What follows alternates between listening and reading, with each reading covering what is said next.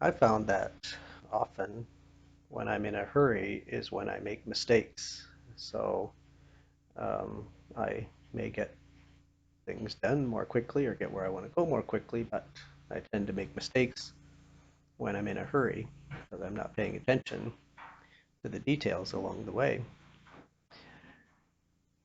I'll be back in the late 1980s. Our older children were still fairly young adolescents, and we were in Pennsylvania and we were doing some um, promotional programs for Northern Youth programs.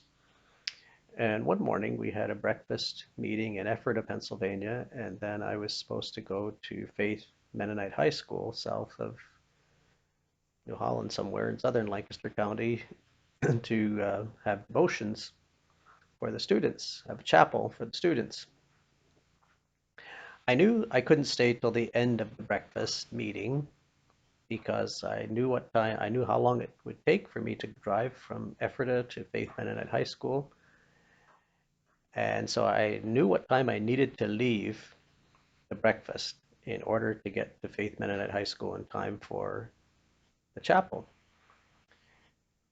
And because it's a school setting, they have a schedule, and I knew I couldn't be late for chapel.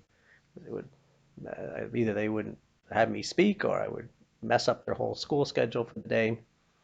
So I really wanted to be on time. So I watched the clock, and when it was time for me to leave the breakfast, my family left. We went out to the van, and we had a 12-passenger Ford van that belonged to Northern Youth Programs that we were driving. When I got out to the van, the battery was dead. So I had to go back into the meeting. I had to find someone who could jump it for me. And I found someone. They came out, they connected jumper cables. We jumped it. I got it started. Now I was late for the chapel. So I was in a hurry. We were driving on roads that I wasn't all that familiar with and heading to southern Lancaster County for the chapel at Faith Mennonite School. We went out of New Holland and we were south of New Holland somewhere, and it was raining, so the road was wet. We came to a corner that turned left in the road, and I was going too fast, and there were water puddles on the road, and the van hydroplaned. When I went to turn left to go around the corner, the van kept going straight. Right in front of us was a telephone pole. It was kind of on the right side, and it really looked like we were going to hit that pole. And I was thinking, oh no, I'm going to kill my family. This is terrible. And but gradually the van just turned just enough that we missed the telephone pole. And right in front of us, there was a field lane that went up into a field. It went up over a bank, maybe 3, 4 feet high.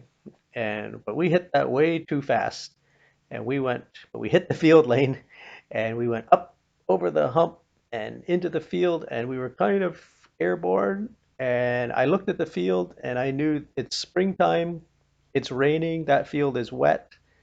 When the van hits the ground with all of its weight, we're going to be stuck.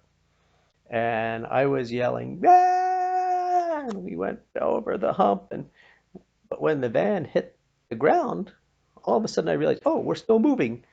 I better not stop. So I stepped on the gas, so we kept moving, and I thought if I turn too sharp, I'm gonna get stuck. So it was a big hayfield. I made a big circle in the hayfield and came around, went back out on the road, down over the field lane, back onto the road, headed toward Faith High School.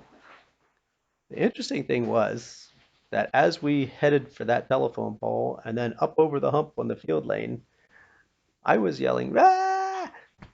But nobody else in my family was saying any, everybody was just silent. Nobody said anything the whole time we made the circle in the field. As soon as we got out on the road, everybody started talking at once. And we got to Faith High School. I don't remember if we were late or not, but we had chapel there and we went on our way.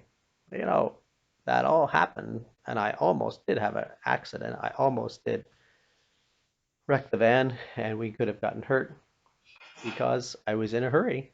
I wasn't taking my time and I wasn't paying attention to the road conditions, and I was driving too fast for the conditions of the road and not getting to school quite on time probably wasn't that much of a disaster compared to what could have happened if we would have hit the telephone pole.